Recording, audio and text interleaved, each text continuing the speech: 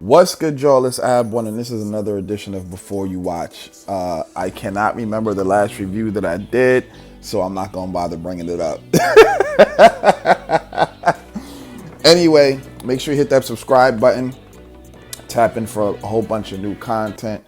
I've pretty much been doing a whole bunch of content. I just haven't released it because I'm waiting for a couple of things to be aligned. But anyway, with that being said, I watched Wakanda Forever on Wednesday night, and I told myself, you know what, who would I be if I didn't give everybody a review for this film before the weekend? Because once Monday gets here, everybody and their mom's going to be posting memes, spoilers, even though there's not really much to spoil, but you know how it goes when it comes to new Marvel movies. So anyway, everybody knows Chadwick Boseman has passed away.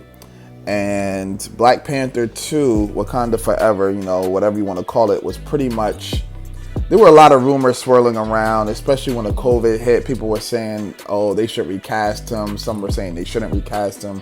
Some were saying they should just scrap the franchise as a whole. And then word came around that Letitia was going to be the new Black Panther, which I figured was going to happen.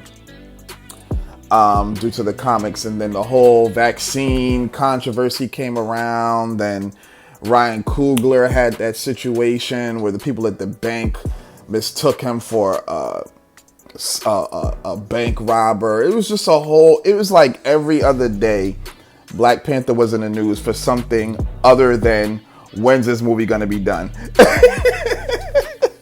Wakanda's living in peace. America's mad they can't, exploit their resources and things like that. They're mad they can't colonize them, essentially. And so the United States Navy and I think the CIA try to infiltrate them.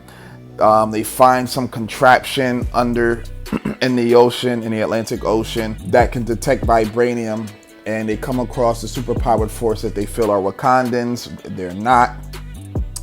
And this new superpowered force, led by a ruler by the name of Namor, or Namor, I'm gonna get into that in a second, pretty much tells them they need to capture this scientist or Wakanda will fall.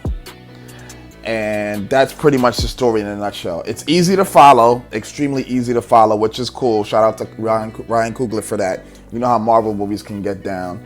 But the one thing I loved about this movie was Marvel or Ryan Coogler, whoever you want to give the kudos to. They did an excellent job paying homage to Chadwick without it taking away from the story and without it feeling cheesy. Sometimes a lot of people were like, oh, they should just CGI him like they did for Paul Walker in Fast and the Furious. Some people said, they should probably take some old scenes and put them in as a flashback.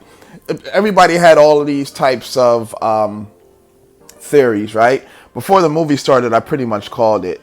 I'm not going to tell you exactly what I thought it was, how they were going to do it, but exactly what I said is exactly what they did. So I enjoyed it a lot. And the movie is not about Letitia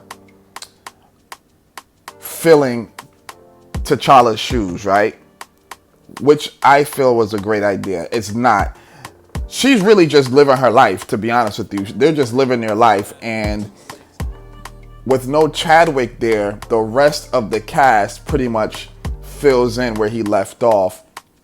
So Lupita, Angela Bassett, Letitia, the woman that plays Michonne from Walking Dead. I'm sorry, I do not know her name. They all do an excellent job. They get more screen time. The sound design is amazing. The score is amazing. Like the music they choose, everything is dope.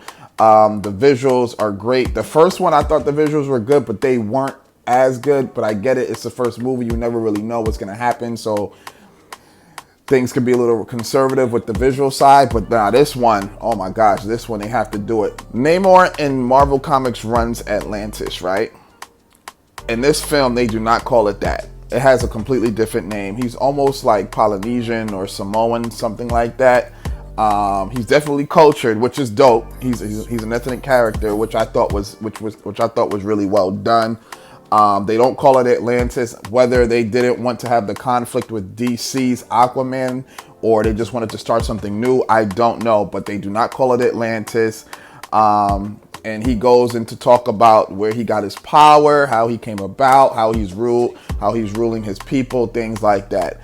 Namor is no joke. Namor is no joke. The movie is just a visual marvel. Pun intended. The movie's just a visual marvel. It looks good. It sounds good. The characters are extremely stylish, like with their wardrobe. They're extremely stylish with their wardrobe. Let me just get into the things I did not like, because you know how I am, and I know how everybody else is. Marvel movies come out, they're gonna say, oh my God, it's amazing. I've seen this movie 5 times in one day. Best movie I've ever seen. And then 2 weeks pass by, and then all of a sudden, everybody has all of these issues with the movie, right? I'm not a casual viewer. I make films myself too, so I watch movies a little different. Number one, this movie is 3 hours. And you know how I feel about movies that are longer than 2 hours and 15 minutes, whether it's a Marvel movie, a horror movie, or romantic comedy, whatever it is. I always say I am so tired of these film studios disrespecting people's time. 3 hours is crazy. And it is a good movie. It's an engaging movie. I'm not going to lie to you. I wasn't really checking my phone like that here and there. But there are some scenes that are definitely slow. There's scenes where you can have an action scene that lasts 25 minutes and then you'll have nothing for about 30 to 40. And you're just like, can we speed this up a little bit? It's an engaging movie, don't get me wrong. But that 3 hour runtime, you could have definitely made that about 2 hours and 20 minutes and called it a day. Now, if it's a movie like Infinity War, things like that, films that have 35, 40 main characters and all of these subplots and all this and the third, I understand that. But they got to chill out, man. These 3 hour movies are crazy, man. It's just, I don't know why they're trying to normalize it. Pretty soon we're going to be having films that are like 6 hours. Like, I can't do it. The 3 hour runtime I did not like. And the end fight scene I felt was underwhelming. All of the action scenes are great, but they set up the final action scene like this grandiose, larger than life scene between Namor and the Black Panther and Wakanda, and I was just like, it's a good scene, but I just felt it could have been a little bit more, to be honest with you. It was underwhelming. It just didn't hit. After the scene, I was just like, is that it? That's just how I felt. I'm just gonna say this now. There is no end of the scene credits. There's no end credit scene at all. So if you feel like, I can't wait to see what they're gonna show. They're gonna show the new Wolverine and Deadpool movie. They're not showing nothing. They have a mid-credit scene, which I felt was pretty dope and kind of alludes to how the Black Panther franchise is going to move in the future. That's all I'm going to give you. But there's nothing at the end of the credits. That could have been because Marvel said, you know what, let's just not overdo it. We just want to respect Chad and things like that. They do a lot of things in this film to pay respect. Like there'll just be moments of silence, things like that. You just got to pick up on it. But overall, I'm going to give this movie an 8. My personal opinion, excluding Spider-Man, the Multiverse of Madness, excluding that one, I feel like Shang-Chi is one of the best Marvel movies I've seen within like the last year. So, Wakanda Forever is a great movie. I wouldn't mind watching it again. But Shang-Chi is, those action scenes, man, are undeniable. Those action scenes they're just different. But check it out, man. Shout outs to Ryan Coogler for putting out a quality product amidst all of that foolishness he had to deal with. And shout out to the cast for not, putting out too many spoilers and things like that. And shout out for Marvel for what they did with Namor too, because I really did like it. It's just dope to see so much diversity going on the screen now. And I know a lot of people complain about it, but listen, it's 2022, bro. Anyway, that's it, man. Tell a friend to tell a friend. Let me know what you thought. I'm out of here. Peace.